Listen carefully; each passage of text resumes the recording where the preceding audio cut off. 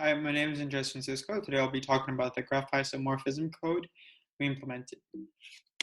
So the first idea that we looked at was this problem is not like the general problem, where if you have a graph and you have another graph, you need to make sure they're not isomorphic. Then you need to check all correspondences between a graph 1 and a graph 2. Here, for example, if you have these two carbon dioxides, the correspondence can be a correspondence from a C atom to an O atom.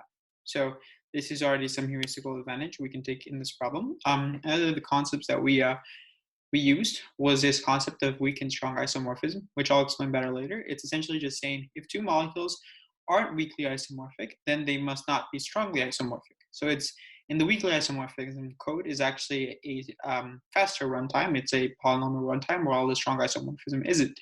So by doing this, it allows us to not run the strongly isomorphism code every time. Some of the other important ideas that we implemented for these algorithm is the concept of finding a correspondence between two molecules. Meaning if we have these two graphs, then the C atom here corresponds to the C atom, and the O atom can correspond to this one or this atom, or in this O atom can correspond to another atom that's not the one you used before. So some of the other concepts are the concept of ambiguous atoms, which I'll explain better later. But essentially, the ambiguous atoms are two atoms or an atom that is duplicate in the molecule and connects this in the same way. So you can have this oxygen here that's connected to a carbon, and then this oxygen here that's connected to a carbon. Virtually, these two are indistinguishable unless you assign a label to them. And the way we actually assign labels is by just appending the index. And so once you have these ambiguous atoms, you can create a partition. And what I mean is if you have more than one type of ambiguous atom, you can permute one of them, like O and H, for example. They're both ambiguous. Then you need to create labeling between them, and they can be disjoint labelings. And yeah, those are the main ideas. So on the weak isomorphism code, what the weak isomorphism does is essentially check if for every vertex in molecule 1, there's another vertex in molecule 2 that has the same label as the vertex that you just got and the same connections. And the connections have to have the same weight and the same label. So essentially what we do is we say this C corresponds to C because it's connected to two O's, and this O corresponds to this O, or this O, which is connected to this C. Okay, so where does the weak isomorphism fail?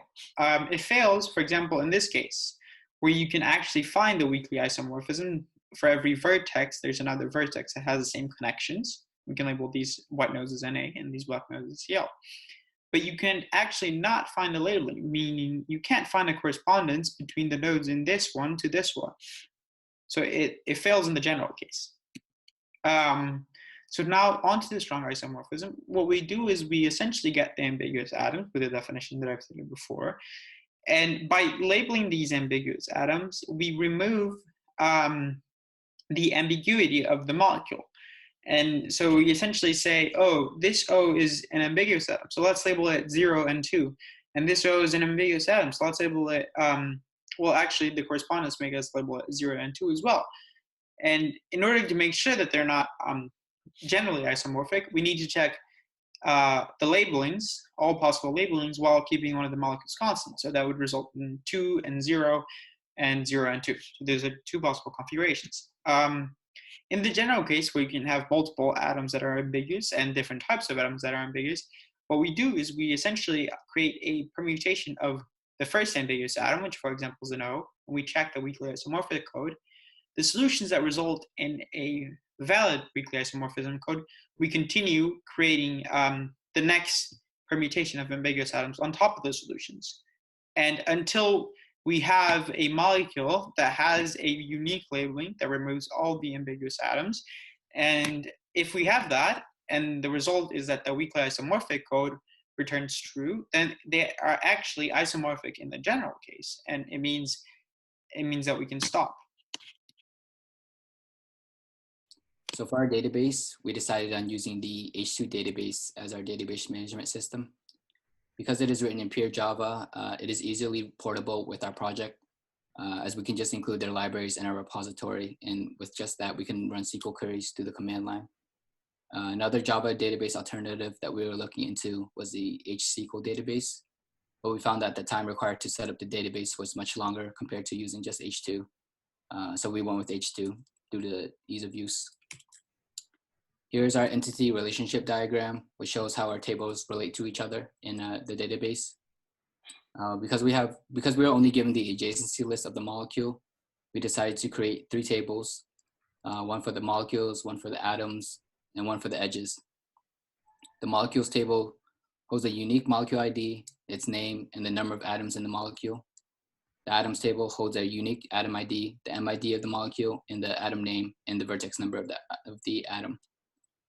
The edges table holds a unique edge ID, the MID of the molecule, and the 2 vertex numbers that are connected by the edge. Here's an example of an input molecule from text. The first line represents the name of the molecule. The second line represents the number of atoms in the molecule, followed by the atoms in the molecule and the edges. And on the right, you can see how they are inputted into our database. Hello, my name is Edwin. I'll be introducing the usage of the CLI, the command line interface. So first of all, we're going to start /md help. That shows you all the operations. And we're going to go through 2 different examples, one in case of adding a file and the other case of inserting pubchem. So first, we need to initialize our database. That is the command. So give it a moment. And next, we're going to try adding a file. And this time it's going to be carbon dioxide 2.txt. And now we're going to try finding that molecule.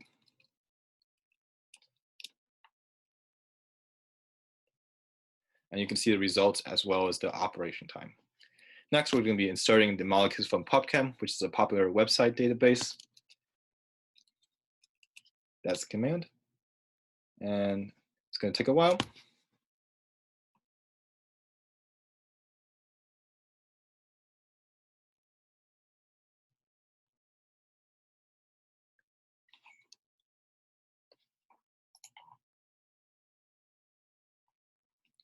All right, now it's done. Next, we're going to add a particular long molecule called trifluoroacetic acid. And then again, we can see the results as well as the operation time. Hi, my name is Danny Trin, and I will be going over the web UI. To start the web UI, you first have to git clone our repository and open it up in IntelliJ. You then navigate to source main Java and launch the main of our web app.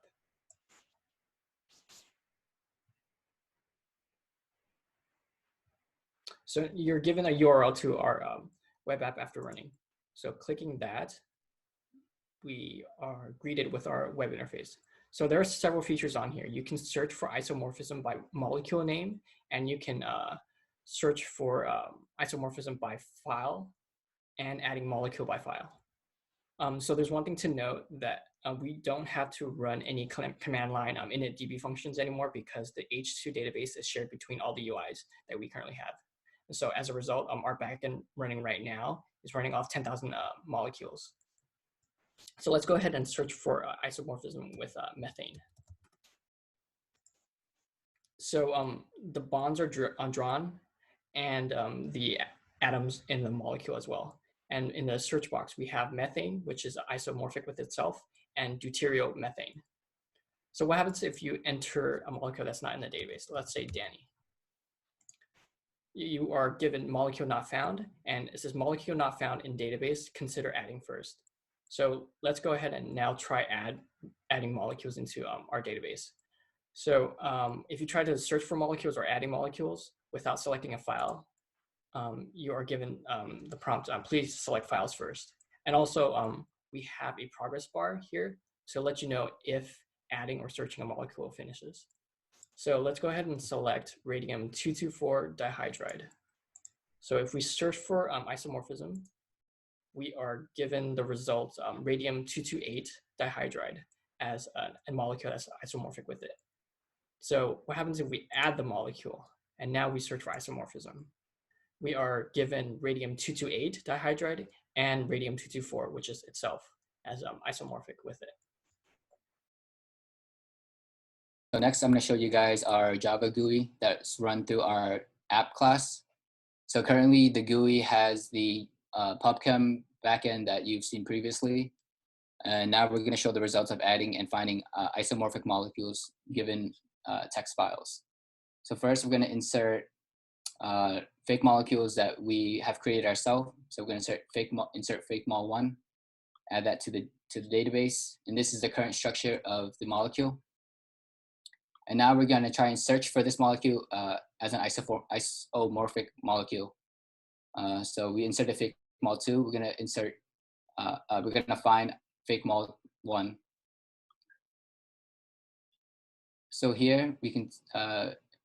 The program found that fake mol1 was isomorphic to fake mol2.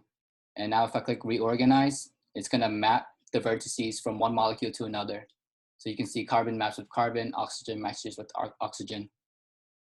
And the next operation that we implemented was most similar.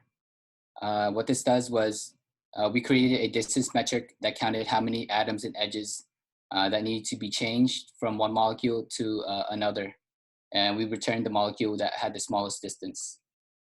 So we're gonna try